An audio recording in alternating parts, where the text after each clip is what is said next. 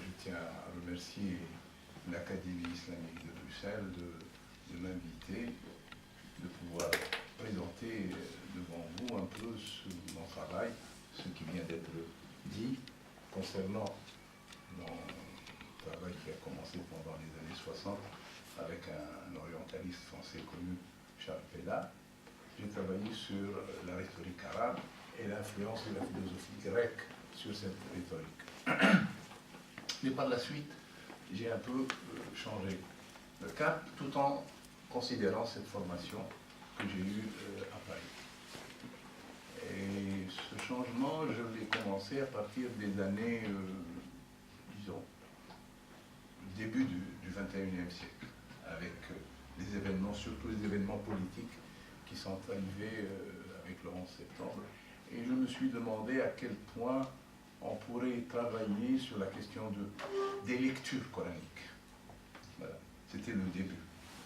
Et j'ai publié en 2002 un livre, un petit livre, en arabe ça s'appelle Insan al-Qur'an wajhan li wajh, le Coran et l'homme face à face. C'est-à-dire, est-ce qu'il y a eu, du point de vue méthodologique, du neuf, considérant la méthodologie des exégèses qui ont été publiées pendant, disons, le XXe siècle, et même un peu avant.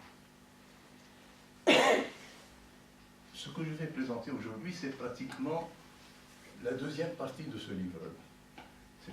Donc, ce n'est pas un travail définitif, c'est plutôt un cheminement que je suis en train de faire, puisque j'ai publié pas mal d'articles concernant certains concepts coraniques. Je peux nommer comme concepts comme l'atiraf, ta'aruf, la reconnaissance, l'ithn, le haram. Enfin, j'ai publié un certain nombre concernant la méthodologie et les concepts coraniques. Voilà, pour résumer un peu. Et je continue, et ce que je vais présenter pratiquement devant vous, ce n'est pas quelque chose. J'aimerais bien avoir votre point de vue, parce que ça m'aiderait peut-être, certainement, pas ça m'aiderait beaucoup à peaufiner ce que je suis en train de finir concernant cette deuxième partie. Qu'est-ce qu'il y a comme nouveauté au niveau de la méthodologie et au niveau de certains concepts coraniques qui me paraissent être centraux, essentiels. J'ajouterai à cela que je suis membre de l'Académie en Tunisie, de l'Académie des sciences et des arts, des lettres, des sciences et des arts, Beit al-Hikma, qui s'appelle Beit al-Hikma. Et nous avons une section qui s'appelle la section des sciences islamiques. L'année dernière, 2017, on a travaillé avec des orientalistes, avec des chercheurs arabo, européens et américains sur les dernières études importantes sur le texte coranique, que ce soit dans le monde arabe ou ailleurs. Et nous avons trouvé, nous avons recensé un certain nombre important. Depuis, on a suivi ce qui a été publié depuis 1990 jusqu'à 1917. Et nous avons trouvé un nombre considérable d'études sur ce qu'on pourrait appeler les nouveautés, entre guillemets, concernant ce phénomène. Les exégèses nouveaux, nous avons trouvé un nombre important. Nous avons trouvé quelque chose comme 1000 études en arabe, en français, en anglais, en italien.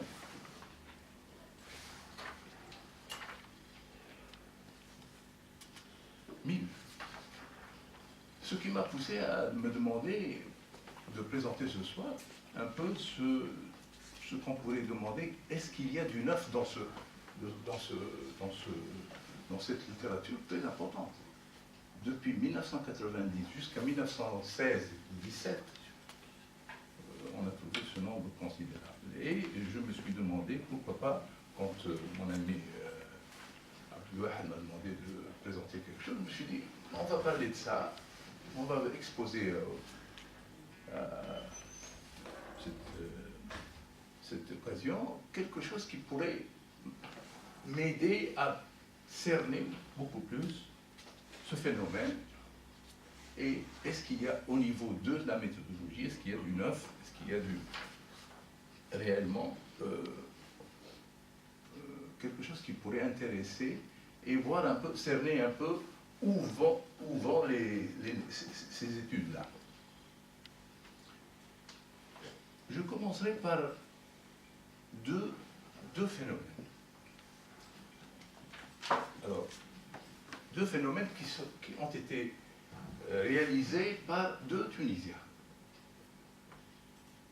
Le premier, c'est un travail qui a été fait par l'ancien mufti, c'est-à-dire c'est une personnalité officielle en Tunisie.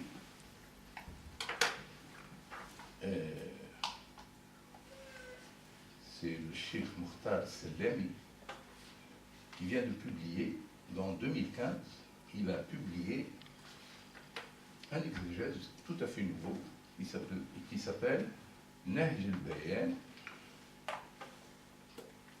Bon, vous pouvez traduire ça, Voie d'exégèse coranique. C'est la première édition de cet ouvrage. Et en face, nous avons un autre travail par un Tunisien et par des chercheurs tunisiens qui était dirigé par le professeur Najib Chafi, qui s'appelle le Mus'haf et ses lectures. Donc, si nous commençons par ces deux productions-là, on va se rendre compte qu'il y a vraiment une question à étudier, à approfondir. Alors, le mufti, c'est la référence officielle. Un mufti, c'est déjà la référence officielle en Tunisie concernant la question religieuse. Dans son ouvrage, le Nahj al-Bayan, il présente, voilà ce qu'il dit exactement.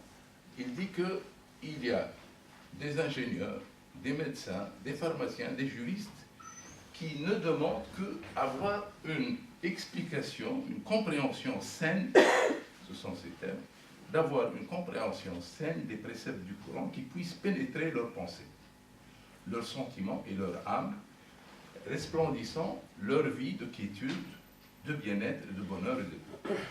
Dans ce travail-là, pour ne pas aller dans les détails, dans ce travail-là, on ne remarque rien de différent de ce qui a été présenté, sauf, disons, la langue, le langage, c'est tout. C'est simplifier, c'est éviter tous les détails qui pouvaient être considérés dans les travaux exégétiques disponibles dans le passé. Donc, pour ce premier exemple, la difficulté majeure de l'exégète confronte se situe en dehors du legs didactique, en dehors de ce legs didactique et de toute construction intellectuelle qui le soutient. Pour lui, il n'y a aucun changement à réaliser à ce niveau-là. Quand on passe au deuxième exemple, c'est-à-dire le travail qui a été dirigé par le professeur Najib Chafi, dans son ouvrage assez important, le Mus'haf et ses lectures, pour lui, la chose est totalement différente. L'objectif premier est de proposer un contenu de recherche contemporaine qui ne peut être accessible et utile par un simple effort de personnes non formées à une lecture exigeante du Coran. Donc, pour lui, il faut s'éloigner des considérations de croyance. On peut en procéder à une critique à portée historique des événements, en ayant la force morale d'accepter les résultats en découlant, sans pour autant dénier ou stigmatiser le legs historique. Donc, nous avons là deux exemples. Un exemple qui pourrait dire on va se limiter à ce legs on va essayer de le vulgariser, plus ou moins. Ça, c'est le premier exemple de Cheikh Salem. Pour le second, c'est une autre démarche, totalement différente. Alors, pour lui, l'exégèse moderne apporte ou n'apporte pas d'éléments nouveaux. Force est de constater, à la lumière des deux exemples évoqués, que ce neuf, ces deux exemples qui sont neufs, il faut le chercher au niveau de la démarche adoptée. À cela, on doit ajouter les sociétés dites traditionnelles ou traditionnalistes peuvent-ils peuvent-ils recomposer leur propre production en fournissant en réalité un apport nouveau. Cet apport n'est pas le fruit d'une réflexion suffisamment approfondie et n'est pas intégré dans la matrice historique qui est celle de ces sociétés. Donc, ça c'est la première partie, et je me suis demandé par la suite, est-ce qu'il y aurait, à part ces deux exemples-là, dans la production, disons, moderne et actuelle, est-ce qu'il y aurait un autre cheminement différent du premier exemple et du second? Et c'est de là que je vais vous proposer quelques exemples qui me paraissent être importants et qui représentent deux générations, disons. Je vais vous proposer deux exemples, deux générations d'exemples qui me paraissent être, d'une part, proposer quelque chose de nouveau concernant ces méthodes, et proposer aussi des apports méthodologiques suffisamment significatifs quant à la question de l'approche du texte coranique. Je commencerai par une figure que probablement vous connaissez très bien, c'est la figure de Mohamed Abd, égyptien, qui est décédé en 1905, qui me paraît être une figure de proue de la première génération de cette tendance de rénover la lecture à partir des composantes intrinsèques de la culture religieuse et culturelle de l'islam. Alors, Mohamed Abdou, pour lui, on peut situer le déclenchement de cette approche nouvelle. Pour lui, le Coran est ni plus ni moins un livre de guidance, hidayah. Il est l'accompagnateur sur le droit chemin. Cette formule qu'il érigea en principe fondamental a été à la base d'une conception nouvelle de la relation avec le texte coranique. Désormais, on pouvait considérer que le tafsir, l'exégèse, tend à autre chose que ce qu'ont échafaudé les exégètes, dont l'intérêt ne sortait quasiment pas du seul cadre des questions de doctrine, de légifération, qui seul détermine la nature du texte et son unité. Cette idée de Coran, livre de Hidayah, a partie liée par le projet réformateur avec les principes caractéristiques sur le Coran et la source fondamentale et unique pour toute réforme, si bien qu'il devient quasiment impossible de parvenir à une compréhension juste du texte coranique sans se heurter à cet obstacle, sans subir ce dictat. S'ajoute à cela le fait que l'option réformatrice est soutenue par l'idée que l'homme a naturellement tendance à considérer que la recherche de la vérité est conditionnée par la raison. Ça, c'est un concept essentiel dans les propos de Mohammed. C'est en considérant ainsi un lien consubstantiel entre ces deux termes, vérité et raison, que Abdou établit un rapport à la pensée khaldounienne, selon laquelle la civilisation est le produit de situations objectives d'une certaine logique et de loi. Ce qui a amené cette première génération à prendre parfaitement conscience du recul du monde islamique et de son incapacité à changer l'ordre des choses à un moment crucial de son histoire. Donc, on va se limiter à cela concernant cette première figure.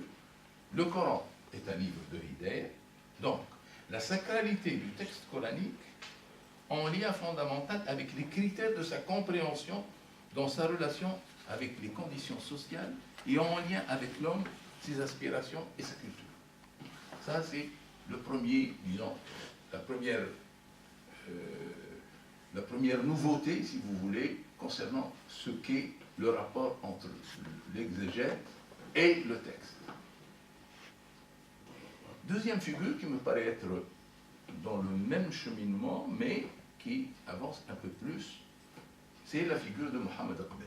Mohamed Aqbel, décédé en 1938, est une autre figure éminente de cette première génération de savants et réformateurs. Il se pencha principalement sur la conscience prophétique. Et ça, c'est une notion essentielle chez Mohamed Aqbel. La conscience, le wa'i al-nabawi. Il se pencha principalement sur la conscience prophétique, qu'il considérait comme la clé de voûte de la méthodologie de lecture du texte coranique.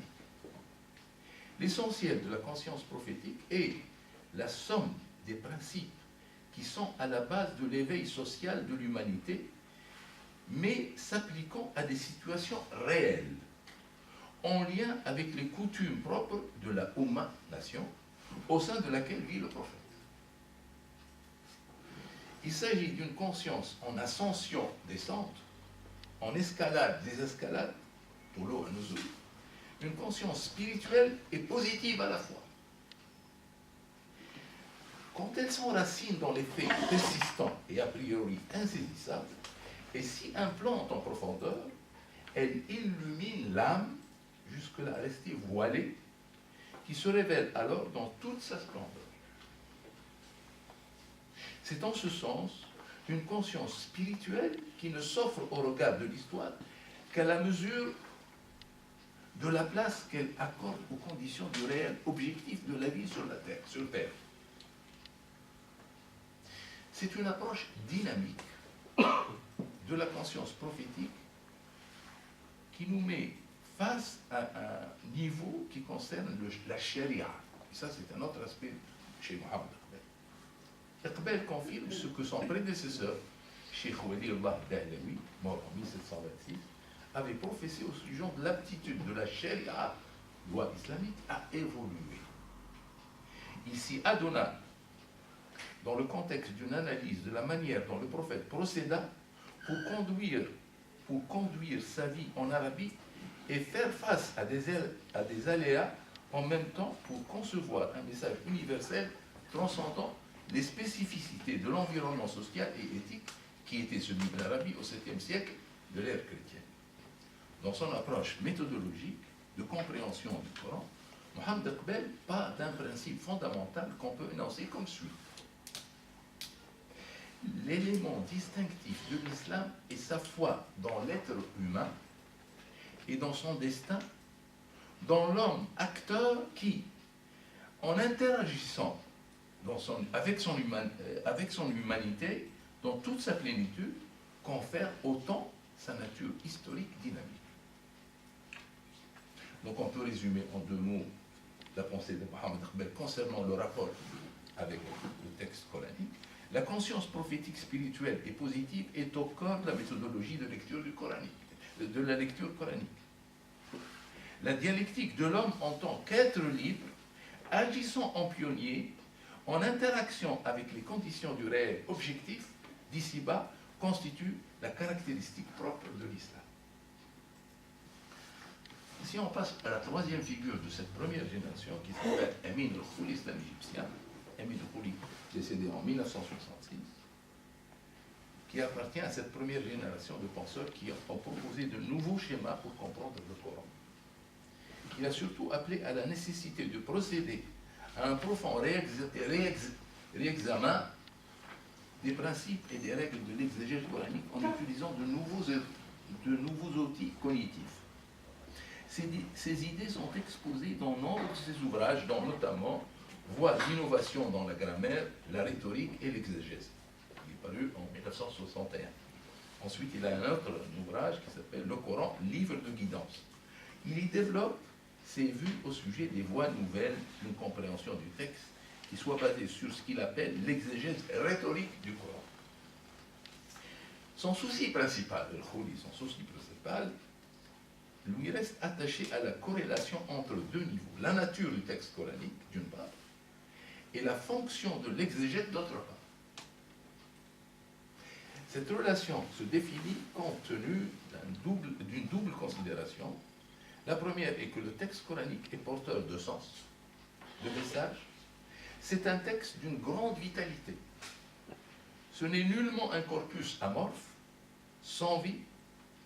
Il ne se prête pas à des manipulations d'exégètes voulant le plier à leur vision et leur connaissance, pour en tirer des arguments et répondre à des inclinations intellectuelles et des questions de circonstances. Mais la deuxième considération est que le Coran est le plus prestigieux des livres écrits en langue arabe. Un livre d'une portée littéraire incomparable qui a pérennisé cette langue désormais à l'abri de toute déperdition. Lui a conféré une grande notoriété et redonné ses lettres de noblesse. Ainsi, la fonction du mufassir doit-elle se focaliser sur l'aspect rhétorique de la langue qui est une fin en soi. Cela passe d'abord par une étude approfondie de la langue du Coran, avec tout ce qu'elle comporte de termes, mufradet, de construction, de niveau de production du sens, de différenciation du contenu linguistique et du contenu conventionnel. Cela passe ensuite par la nécessité d'accorder un intérêt constant à certaines considérations particulières, comme le contexte dans lequel interviennent ces mufradet, la part du réel et celle du signifié, la progression du réel qui doit impliquer une modulation de l'approche du sens qui se dégage du texte. El-Khouli s'attache en second lieu à maintenir le Coran dans le sillage de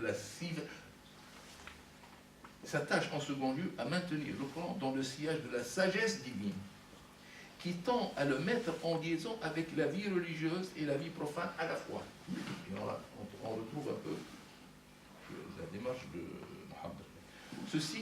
Ceci qui confère une grande amplitude à l'entreprise exégétique en mobilisant les ressources de la psychologie, de la sociologie. Ce faisant, il en étend la portée contextuelle à des niveaux infinis. Donc on peut résumer un peu l'effort de cette troisième figure de la première génération. Le texte coranique est révélé, il est fortement lié au contexte historique arabe. Mais le Coran n'est pas un corpus sectaire ou dogmatique, c'est un texte qui déborde de vie. Il est associé à une historicité arabe réelle dont il faut tenir compte, dans la mesure où elle lui ouvre de vastes horizons pour embrasser le monde des hommes et pour informer le quotidien humain dans toutes ses dimensions. L'exégèse innovant est un lecteur en bonne intelligence avec un texte plein de vitalité, porteur de sens, étendu, perceptible à travers l'étude objective de versets divers, mais traitant du même sujet. Le Coran n'est pas ordonné par sujet. On va s'arrêter à ce niveau-là concernant cette première génération. On va passer à la deuxième génération.